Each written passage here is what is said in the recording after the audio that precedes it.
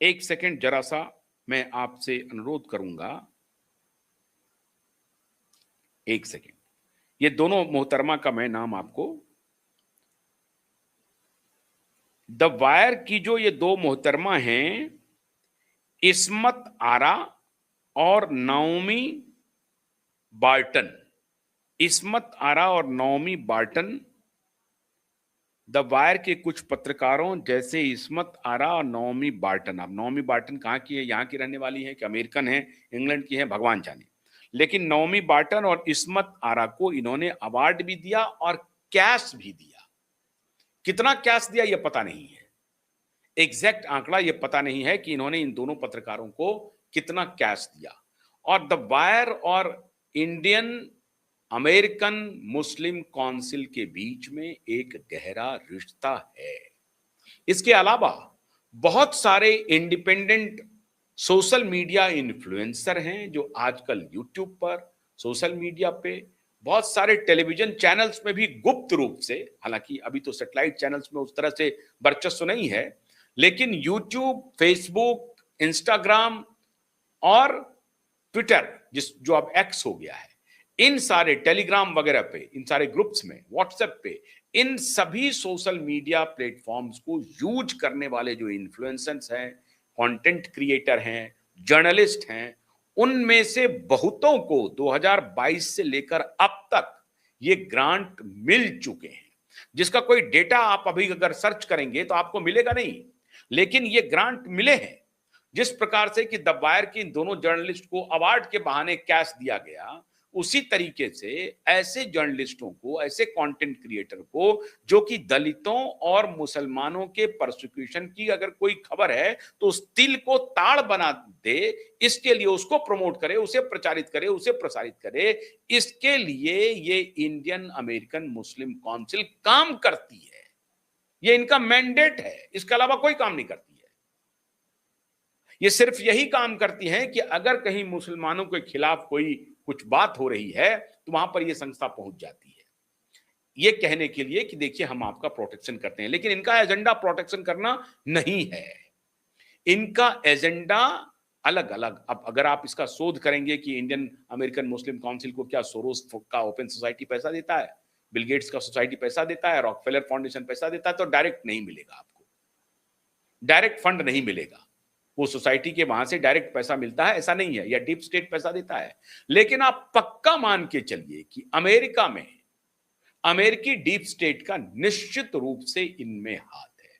बहुत सारे लोग तो कह रहे हैं कि इस काउंसिल का, इंडियन अमेरिकन मुस्लिम काउंसिल का सीधा संबंध आईएसआई से है, सीआईए से है, और उनके स्लीपर सेल जो है वो भारत के एकेडमिया में घुसे हुए हैं।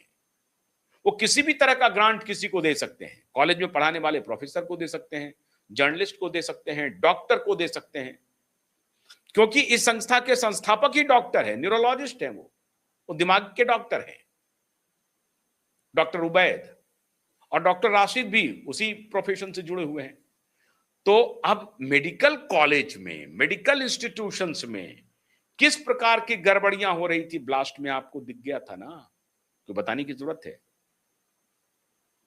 उत्तर प्रदेश, हरियाणा, जम्मू कश्मीर, यहां से कैसे कैसे तार जुड़े हुए हैं ये आप सबको मालूम है, ये बताने की जरूरत नहीं है। अब ये खेल चल रहा था, और इसीलिए द वायर की जो बहुत सारी मोहतरमा जर्नलिस्ट हैं, जिस तरह से आग उगलती हैं, पॉइंटेड कैंपेन, मुसलमानों का हितैषी बनकर के वो मुसलमानों का नुकसान कर रही है। भारत में जो बिल्कुल ऑर्थोडॉक्स नहीं है उसको ऑर्थोडॉक्स बनाया जा रहा है। अटल बिहारी वाजपेयी ने पार्लियामेंट में कहा था कि भारत इसलिए सेकुलर नहीं है कि यहाँ की 85% आबादी हिंदू है। भारत इसलिए सेकुलर है क्योंकि हमारी आबो हवा, हमारी मिट्टी सेकुलर है। और सेकुलर होने का क्या मतलब है? सनातन तो किसी को मार काट नहीं कर रहा है, लेकिन इनको प्रोसिक्यूशन के लिए इन सबको उकसाया जाएगा, भड़काया जाएगा कि ये देखिए यहां पर प्रोसिक्यूशन हो रहा है मुसलमानों के खिलाफ और दलितों, पॉइंटेड दलितों और मुस्लिमों के खिलाफ अगर कोई स्टोरी मिल जाए तो उसी को प्रमोट करना है, मिले नहीं तो फैब्रिकेट करना है, स्टोरी बनानी है, झूठी खबर बनानी है, और इसके लिए एक आध दो मैगजीन भी काम कर रहे हैं। अब ये राज खुल करके जब सामने आया, तो जब एफसीआरए कानून के संशोधन की बात चल रही थी, 40,000 एनजीओ अभी तक काम कर रहे थे। अब वो आंकड़ा घट करके 16,000 पर आ गया है।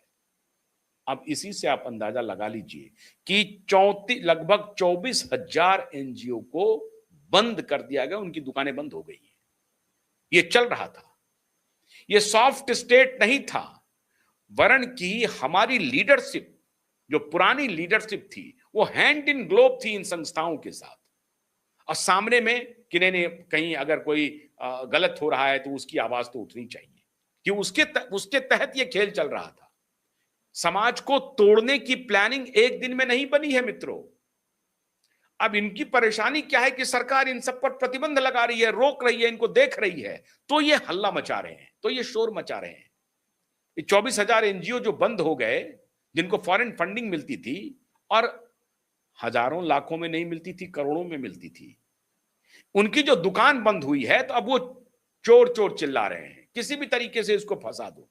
इसलिए राम मंदिर में वो सारे एक्टिव हैं। राम मंदिर में अगर चोरी हुई है, राम मंदिर में अब ये कह रहे हैं डाका डल गया, तो चोरी हुई है तो गिरफ्तारी हो गई, माल भी बरामद होगा, एक भी बख्शा नहीं जाएगा, छूटेगा नहीं।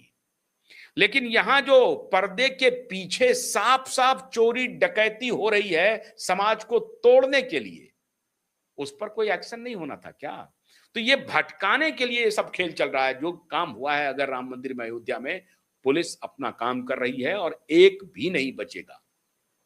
आप ये मान के चलिए, एक भी नहीं बचेगा। आस्था के साथ खिलवाड़ हुआ है, इसको स्वीकार कर रही है दोनों सरकार, केंद्र सरकार भी और यूपी सरकार भी, दोनों स्वीकार कर रही है कि आस्था के साथ खिलवाड़ हुआ है। बड़ी बड़ी संस्थाएं जो उनकी हैं वो भी स्वीकार कर रही हैं।